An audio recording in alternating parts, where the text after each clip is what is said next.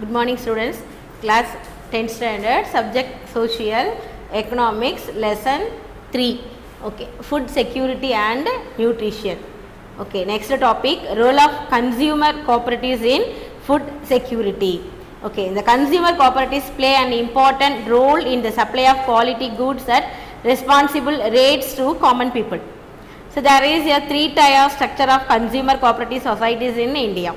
They are primarily consumer cooperative societies, central consumer cooperative stores and state level consumer federation. More than 50,000 village level societies are engaged in the distribution of consumer goods in rural areas. There are many benefits to consumer cooperatives such as healthcare, insurance, housing, etc. This scheme is playing an important role in food security in India. For example, out of all fair price shop running in Tamil Nadu, around 94% are being run by cooperatives. Okay. The next topic என்னன்னா role of consumer cooperatives in food security. இந்த உணவு பாதுகாக்கிறதுல பாத்தீங்களா consumer cooperatives அவங்களுடைய என்ன role of consumer cooperatives அதனுடைய role என்ன அப்படின்னு சொல்லி பார்க்குறோம். அது ரொம்ப ரொம்ப இம்பார்ட்டண்ட்டான ஒரு ரோலாக இருக்குது. ஓகேவா, consumer cooperatives play an important role in the supply of quality goods at responsible rates to common people. Okay, நம்ம காமன் பீப்புளுக்கு என்ன பண்ணணும், அவங்க ஒரு ரெஸ்பான்சிபிள் ரேட் ஒரு குறைந்த விலையில் அவங்க என்ன பண்ணணும் அப்படின்னா கொடுக்கணும். ஓகே, இது பார்த்தீங்கன்னா 3 டயர் ஸ்ட்ரக்சராக இருக்குது. ஒன்று வந்து என்னது பிரைமரி கன்சியூமர் கோஆபரேட்டிவ் சொசைட்டிஸ்னு இருக்குது, second central consumer cooperative stores அப்படின்னு இருக்குது, and state level consumer federations அப்படின்னு இருக்குது. இதில் எவ்வளோனா மோர் தென் 50,000 வில்லேஜ் லெவல் சொசைட்டிஸ் வந்து இருக்குது. வில்லேஜ் லெவலில் மட்டும் பார்த்தீங்களா எவ்வளவு இருக்குது அப்படின்னா 50,000 village level societies are engaged in the distribution of consumer goods in rural areas. Okay, இந்த கோஆபரேட்டிவ் சோர்ஸில் என்னெல்லாம் பண்ண அதுங்க என்னெல்லாம் பார்க்குறோன்னா இப்போ health care, insurance, housing etcetera இந்த ஸ்கீம் எல்லாமே பார்த்தீங்களா ஒரு இம்பார்ட்டண்ட்டான அடிஷ்னல் ரோல். இதுவும் வந்து ஒரு இம்பார்ட்டண்ட்டான ரோலாக தான் இருக்குது. This scheme is playing an important role in the food security in India. Okay, so next பார்த்தீங்கன்னா பஃபர் ஸ்டாக் அப்படின்னு சொல்லிட்டு ஒரு ஸ்டாக் பார்க்கணும். அப்படின்னு என்ன பண்ணுங்க, buffer stock is the stock of food grains namely wheat and rice procured by the government through the Food Corporation of India. The FCI purchases wheat and rice from the farmers in states where there is surplus production. The farmers are paid a pre-announced price for their crops. This price is called minimum support price (MSP). The MSP is declared by the government every year before the sowing season to provide incentives to farmers for raising the production of these crops. The purchased food grains are stored in granaries. Buffer stock is done to distribute food grains in the deficit areas and among the poorer society at a poor price lower than the market price, also known as the issue price. This also helps resolve the problem of shortage of food during adverse weather conditions of during the periods of calamity. Okay, next buffer stock அப்படின்னு சொல்கிறோம். Buffer stock அப்படின்னா என்னென்னா இது யாருன்னா government வந்து என்ன பண்ணுறாங்க அப்படின்னா ஒரு அந்த ஃபுட் கார்பரேஷன் ஆஃப் இந்தியா மூலம் ஒரு ஸ்கீம் இன்ட்ரடியூஸ் பண்ணுறாங்க. என்ன அப்படின்னா முக்கியமாக 2 கிரைன்ஸுக்கு மட்டும்தான் சொல்கிறாங்க, வீட் அண்டு ரைஸ். இது ரெண்டுமே ஃபார்மர்ஸ்க்கு சர்ப்ளஸ் ப்ரொடக்ஷன் அதிகமான ஒரு ப்ரொடக்ஷன் ஆயிடுச்சு அப்படின்னு சொன்னால் இது என்ன பண்ணுவாங்க அப்படின்னா ப்ரொடக்ஷன் ஆயிருக்கு அப்படின்னா அந்த வருஷத்துக்கு முன்னாடியே என்ன பண்ணுவாங்க அப்படின்னா அந்த கிராப்ஸுக்கு என்ன விலையோ அந்த விலையை என்ன பண்ணிடுவாங்க அப்படின்னா ஃபார்மர்ஸ்க்கு அவங்க கொடுத்துருவாங்க. ஓகேவா, இது ஒவ்வொரு வருஷமும் என்ன பண்ணுவாங்க அப்படின்னா அந்த விதைக்கிற பருவத்துக்கு முன்னாடியே என்ன பண்ணியிருப்பாங்க அப்படின்னா மினிமம் சப்போர்ட் ப்ரைஸ் இவ்வளவு அப்படின்னு ஒரு ப்ரைஸை வந்து ஃபிக்ஸ் பண்ணி அதை வந்து ஃபார்மர்ஸ்க்கு என்ன பண்ணிடுவாங்க அப்படின்னா கொடுத்துருவாங்க. எப்படி கொடுப்பாங்க, அவங்க வந்து ஃபுட் கிரைன்ஸ் பர்ச்சேஸ் பண்ணுறாங்க இல்லையா, அந்த விதை நெல்லை பர்ச்சேஸ் பண்ணும்போதே என்ன பண்ணிடுவாங்க அப்படின்னா ஃபார்மர்ஸ்க்கு வந்து சொல்லிடுவாங்க, கொடுத்துருவாங்க. ஓகே, அவங்க என்ன பண்ணுவாங்க அப்படின்னா இதை வந்து இந்த பெனிஃபிட்டை வந்து அவங்க என்ன வாங்கிப்பாங்க. ஓகே, வாங்கி இதை வந்து அவங்க வந்து ஃபுல்லாக என்ஜாய் பண்ண ஆரம்பிப்பாங்க. ஓகே, இதனால் என்ன அப்படின்னா இப்போ ஒரு இடத்துல வந்து ரொம்ப சர்ப்ளஸாக அதிகமாக விளைஞ்சிருக்கும் ஒரு பர்டிகுலர் ஏரியாவில், இன்னொரு ஏரியாவில் பார்த்திங்கன்னா விளையாமலே இருந்திருக்கும். அப்போ இதை என்ன பண்ணுவாங்க, கவர்மெண்ட் வந்து மினிமம் அந்த சப்போர்ட் ப்ரைஸ் அது மூலமாக அதை பர்ச்சேஸ் பண்ணி எங்கே வந்து டிஃபிஷிட் கம்மியாக இருக்கோ அந்த ஏரியாவில் என்ன பண்ணிடுவாங்க அப்படின்னா டிஸ்ட்ரிபியூட் பண்ணிடுவாங்க. இதனால் என்ன இருக்குது அப்படின்னா புவர் பீப்புளுக்கும் வந்து ரொம்ப ஒரு ஹெல்ப்ஃபுல்லாக இருந்துகிட்ருக்கு அப்படின்னு சொல்கிறோம். நெக்ஸ்ட் பார்த்திங்களா இந்த ஃபேர் ப்ரைஸ் ஷாப் அப்படிங்கிறது கவர்மெண்ட் வந்து நமக்கு வந்து நிறைய இடங்களில் வந்து இன்ட்ரடியூஸ் பண்ணியிருக்காங்க. Okay, at present 33,222 fair price shop. Fair price ஷாப்னா என்ன அர்த்தம்? நியாய விலை கடை அப்படின்னு சொல்கிறோம் இல்லையா, அந்த நியாய விலை கடை தான் இந்த ஃபேர் ப்ரைஸ் ஷாப் அப்படிங்கிறது. At present 33,222 fair price shops are serving 1.98 crore families. Out of 33,222 fair price shops, 31,232 are run by the cooperative societies. 1,394 are run by the Tamil Nadu Civil Supplies Corporation and 596 are run by women self-help groups. To improve accessibility to PDAs, it is necessary that they are located in close proximity to habitations. Accordingly, it has been proposed to open new fair price shops so that no card holder walks more than 1.5 kilometer. Okay, fair price shop அப்படின்னா நியாய விலை கடை அப்படின்னு சொல்லுவோம். ஓகேவா, இந்த நியாய விலை கடை மற்ற இப்போ எவ்வளோ ரன் ஆகிட்டு இருக்குன்னு சொல்லி பார்த்தீங்களா, 33,222 ரன் ஆகிட்டு இருக்கு. ஓகேவா, இதனால் எவ்வளவு ஃபேமிலிஸ் பெனிஃபிட் அடைகிறாங்களா, 1.98 crores 1.98 crore ஃபேமிலிஸ் வந்து என்ன பண்ணிட்டு இருக்காங்க அப்படின்னா இந்த பெனிஃபிஷியலை வந்து அனுபவிச்சுட்டு இருக்காங்க. இதில் வந்து 33,222ல் 31,232 வந்து யாரால் ரன் ஆகிட்டுனா கோஆப்ரேட்டிவ் சொசைட்டிஸ். ஓகேவா, கூட்டுறவு அங்காடின்னு சொல்லணும். இந்த கூட்டுறவுத்துறை மூலமாக என்ன ஆகிட்டு இருக்கு அப்படின்னா நடந்துட்டு இருக்கு. ரிமைனிங் 1,394 வந்து தமிழ்நாடு சிவில் சப்ளை கார்பரேஷன் அவங்க என்ன பண்ணிட்டு இருக்காங்க அப்படின்னா இதை வந்து ரன் பண்ணிட்டு இருக்காங்க. நெக்ஸ்ட் வந்து 596 வந்து யார் ரன் பண்ணுறாங்கன்னா செல்ஃப் ஹெல்ப் குரூப்ஸ். இந்த உமன் நடத்துகிறாங்க இல்லையா, சுய உதவி குழுக்கள் அப்படின்னு சொன்னால் பெண்களால் நடத்தப்படக்கூடிய அந்த குழுக்கள் மூலமாக என்ன ஆகிட்டுருக்கு அப்படின்னா ரன் ஆகிட்டுருக்கு. ஓகே, இதனால என்ன அப்படின்னு சொன்னால் இது அதாவது கடை இல்லைன்னா கூட அது 1.5 கிலோமீட்டருக்கு உள்ளே இருக்கக்கூடிய நியாய விலை கடையில் போய் நீங்கள் என்ன பண்ணலாம் அப்படின்னா குறைஞ்ச ரேட்டுக்கு நம்ம போய் என்ன பண்ணலாம் வாங்கிக்கலாம். அதாவது என்ன பொன்னி கூட்டுறவு அங்காடி, அமுதம் பல்பொருள் அங்காடி அப்படிலாம் இருக்கு இல்லையா, இது எல்லாமே என்ன அர்த்தம், இதுதான் வந்து இந்த ஃபேர் ப்ரைஸ் ஷாப் நியாய விலை கடை அப்படின்னு சொல்லுவாங்க. கரெக்டான ரேட் இருக்கும், கவர்மெண்ட் என்ன ப்ரைஸ் வந்து ஃபிக்ஸ் பண்ணியிருக்காங்களோ அதுதான். இது யார் மொத்தம் 3 கேட்டகரிஸ் ரன் பண்ணுறாங்க. ஃபஸ்ட்டு யார் ரன் பண்ணுறாங்கன்னு சொன்னால் கோஆப்ரேட்டிவ் சொசைட்டிஸ் வந்து ரன் பண்ணுறாங்க. அடுத்து வந்து யார் ரன் பண்ணிட்டு இருக்காங்க, Tamil Nadu civil supply corporation run பண்ணுது. அதுக்கப்புறம் 596 யார் ரன் பண்ணிட்டு இருக்காங்க, உமன் செல்ஃப் குரூப்ஸ். இவங்க வந்து இந்த என்ன பண்ணிட்டு இந்த ஃபேர் ப்ரைஸ் ஷாப்பை வந்து ரன் பண்ணிட்டு இருக்காங்க அப்படின்னு சொல்லி பார்த்தோம். ஓகே, நெக்ஸ்ட் பர்ச்சேசிங் பவர், வாங்கும் திறன். Purchasing power is the value of a currency expressed in terms of the amount of goods or services that one unit of money can buy. Price increases, purchasing power declines and vice versa. Okay, purchasing power, வாங்கும் திறன். வாங்கும் திறனை எதை பொறுத்து இருக்கு, currency. நம்ம என்ன terms நம்ம எக்ஸ்பிரஸ் பண்ணுற கரன்சி தான். பணத்தின் மூலமாக தான் என்ன பண்ணுறோம், ஒரு பொருட்களை வாங்குகிறோம். சேவை சர்வீஸ் எல்லாமே பார்த்தீங்களா, சர்வீஸ்னாலும் சேவைனாலும் நம்ம சும்மா ஒன்றும் சேவை பண்ண மாட்டோம், பணம் வாங்கிட்டு தான் என்ன பண்ணுவோம் அப்படின்னா சேவை பண்ணுவோம். இது எல்லாத்துக்குமே வந்து மெயின் ரீசன் எது அப்படின்னா இந்த மணியை தான் நாம் வந்து சொல்கிறோம். ஓகேவா, விலை அதாவது ப்ரைஸ் இன்க்ரீசஸ், ப்ரைஸ் இன்க்ரீஸ் ஆச்சு அப்படின்னா பர்ச்சேசிங் பவர் என்ன பண்ணும், ஆட்டோமேட்டிக்காக டிக்ளைன் குறைய ஆரம்பிச்சிடும் அப்படின்னு சொல்கிறோம். ஓகே, என்னென்ன ஃபேக்டர்ஸ் வந்து இந்த பர்ச்சேசிங் பவரை வந்து அஃபெக்ட் பண்ணுது அப்படின்னு சொல்லி பார்க்கலாம். ஃபர்ஸ்ட் ஒன் என்ன சொல்கிறோம், over population. Second, increasing prices of essential goods, demand for goods. Price of goods affect the value of currency. Production and supply of goods, poverty and inequality. Okay, and this 6 factors affected the purchasing power. Okay, first one, overpopulation. The population growth rate in India is highest 1.7 per thousand. The large population leads to increasing demand, but supply was not equal to the demand. So the normal price level will be going on higher. So it affects purchasing power, especially in rural population. Okay, overpopulation, அதிகமான மக்கள் தொகையும் என்ன பண்ணுது, இந்த factors purchasing power வாங்கும் திறனை வந்து கண்டிப்பாக அஃபெக்ட் பண்ணுது. இதை ஃபஸ்ட்டு ஃபேக்டர்ஸாகவே எதை வச்சுருக்காங்க, இந்த ஓவர் பாப்புலேஷனை தான் வந்து சொல்கிறாங்க.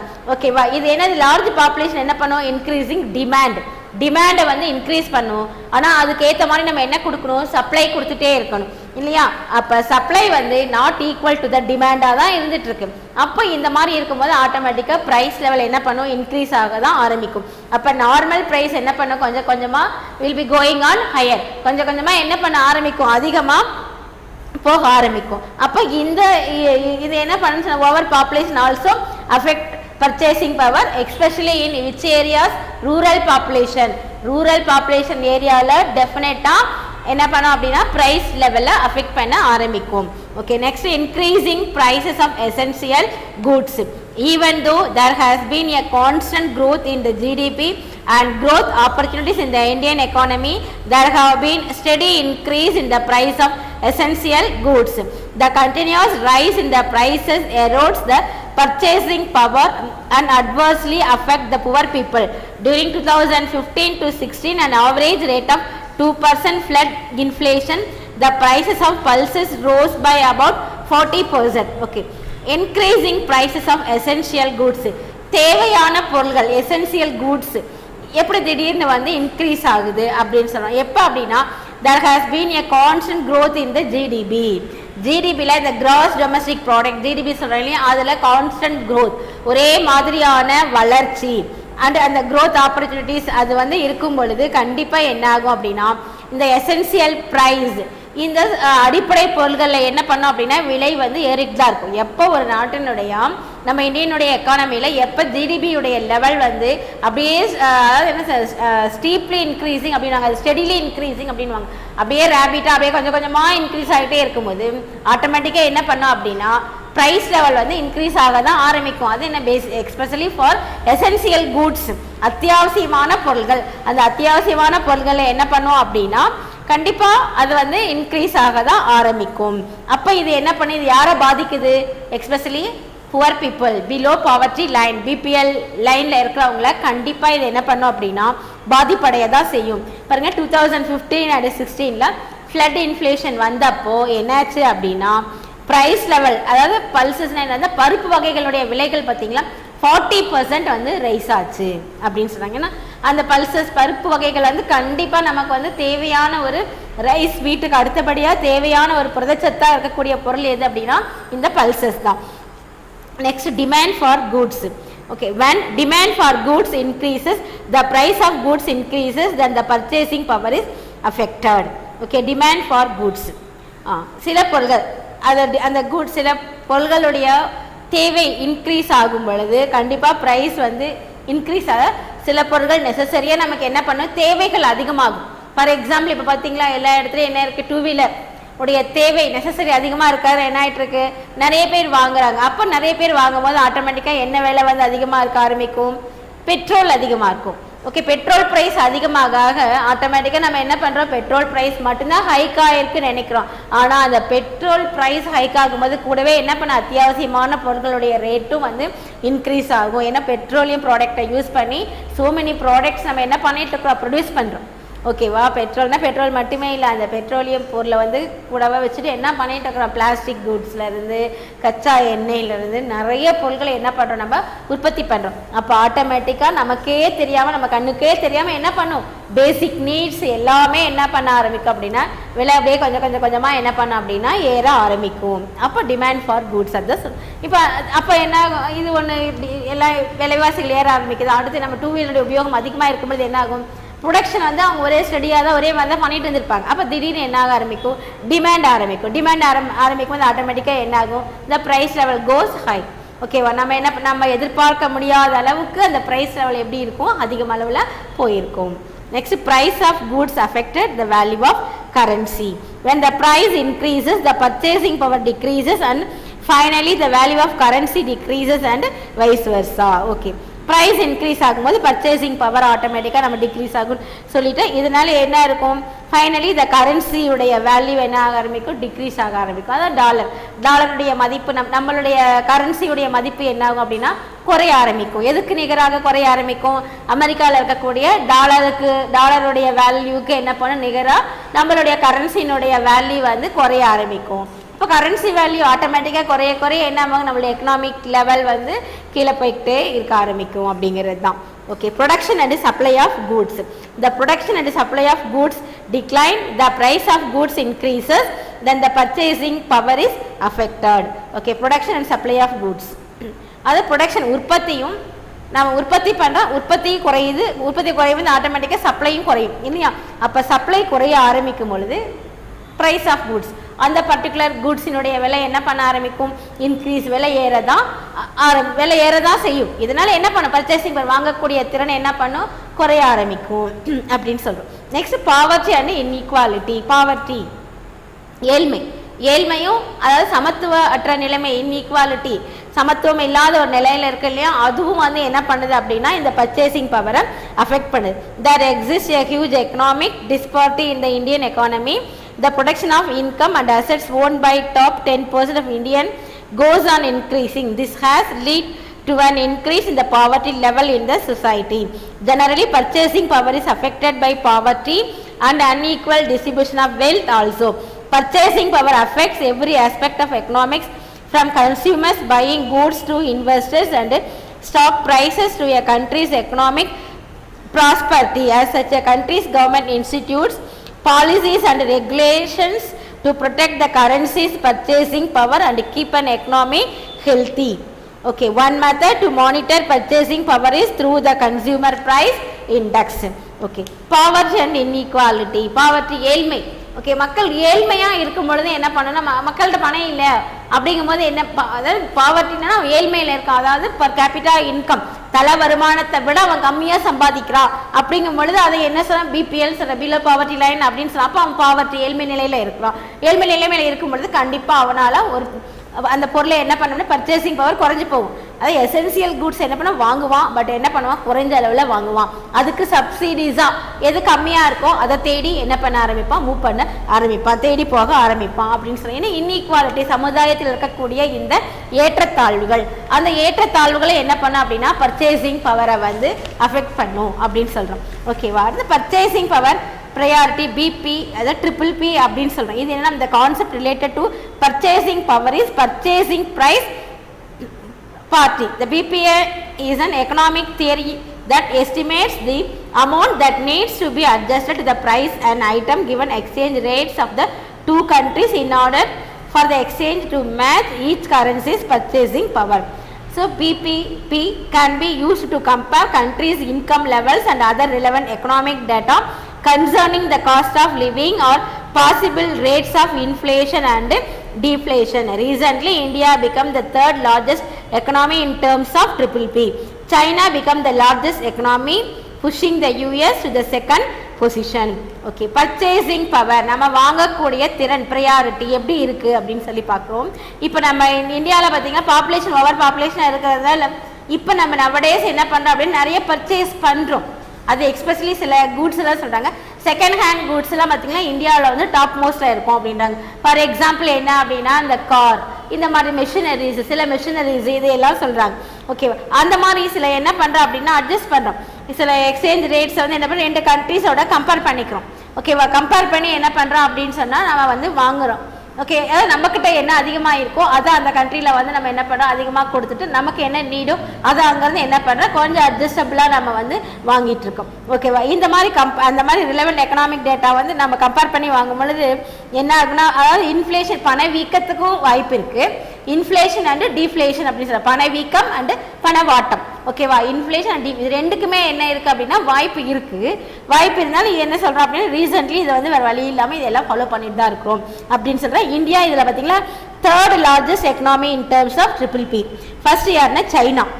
Okay, largest economy, second pushing the US to the second position. Third பார்த்தீங்கன்னா இந்தியாவில் இருக்குது. அதுக்கு இந்தியாவில் என்ன மெயின் ரீசன்னா over population. Okay, the next agricultural policy in India.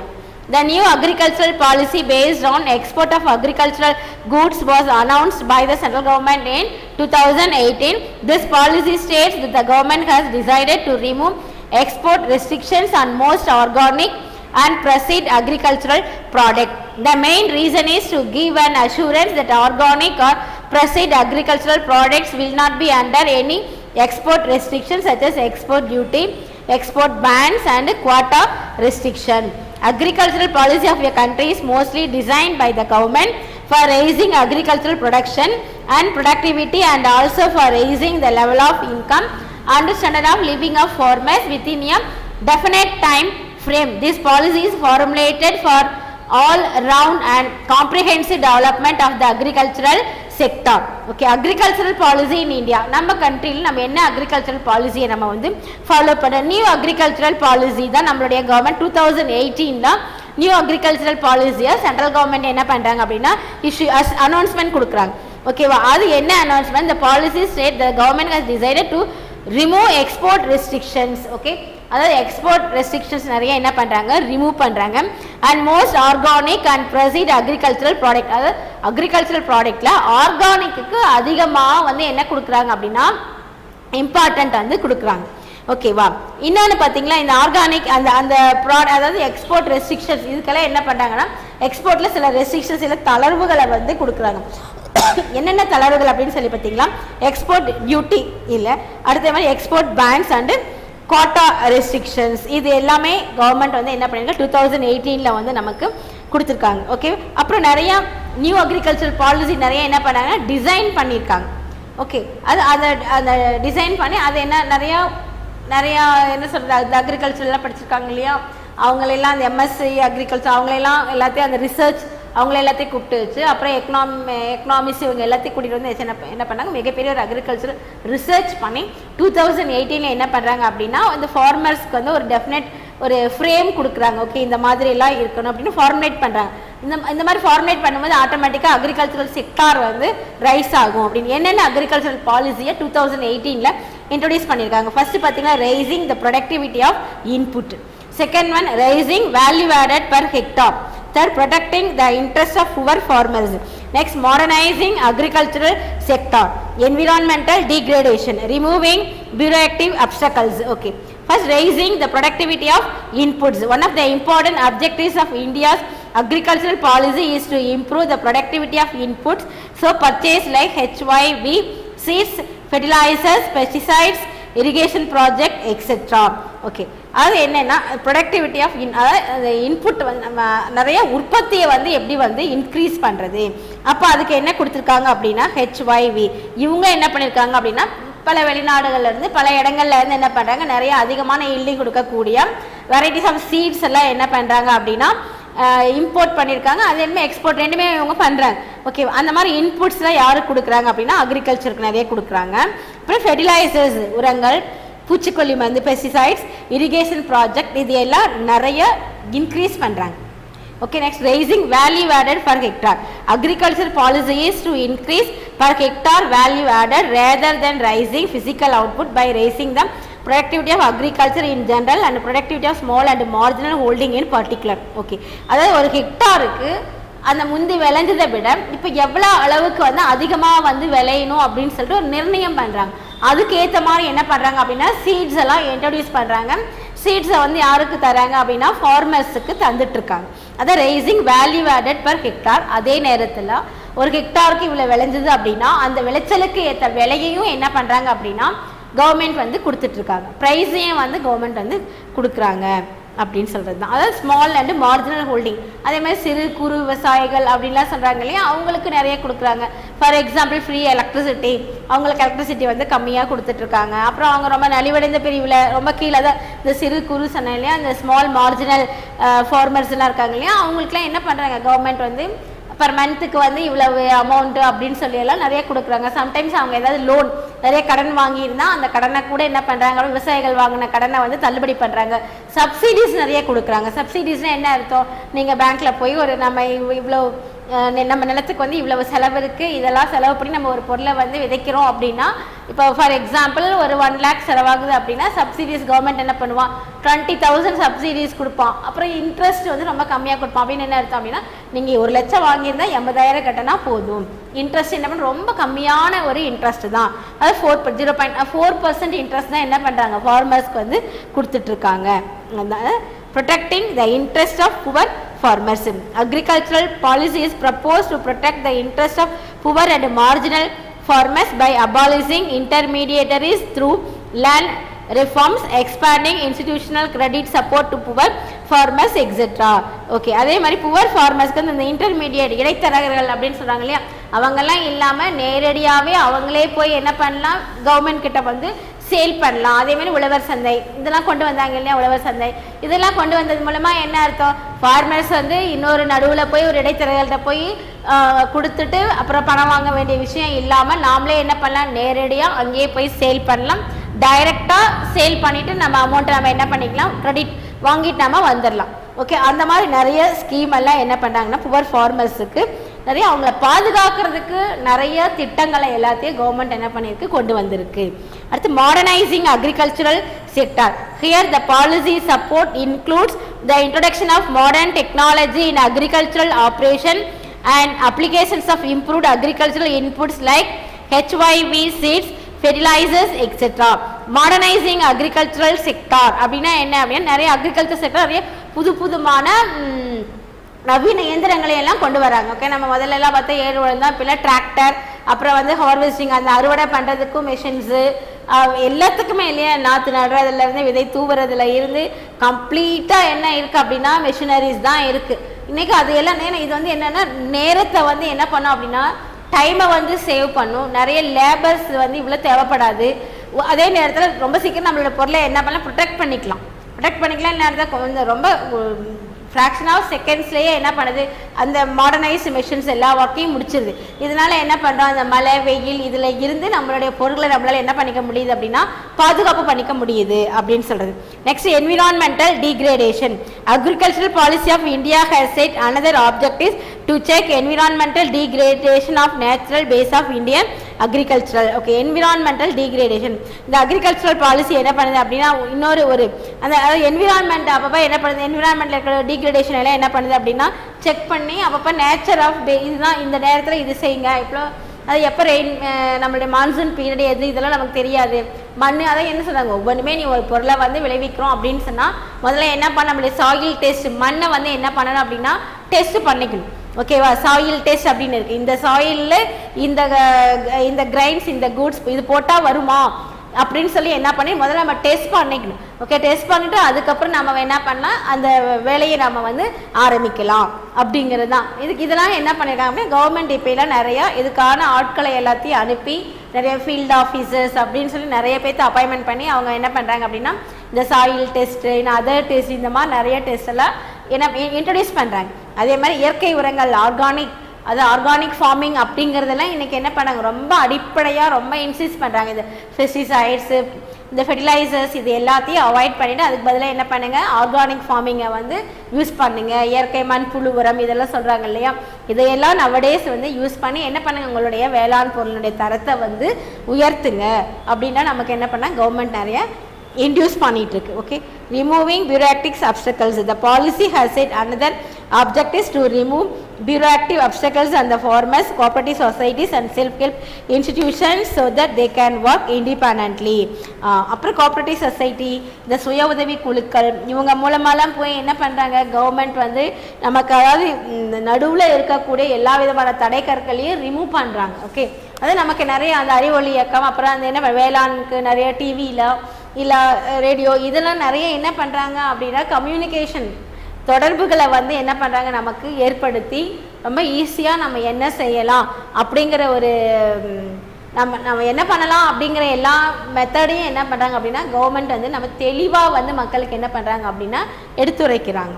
Okay, so இவ்வளவு விஷயங்கள் எல்லாத்தையும் என்ன பண்ணிகிட்ருக்கு அப்படின்னா கவர்மெண்ட் வந்து பண்ணிட்டு தான் இருக்காங்க. அக்ரிகல்ச்சர் பாலிசி இன் இந்தியா 2018 இப்போ 2020 இப்போயும் நிறைய வேளாண் சட்டங்கள்லாம் நிறைய வந்து சேஞ்சஸ் எல்லாம் என்ன பண்ணிகிட்ருக்கு நிறையா வந்துட்டு தான் இருக்குது. அது நெக்ஸ்ட் கிளாஸில் வந்து பார்க்கலாம். Okay, thank you students.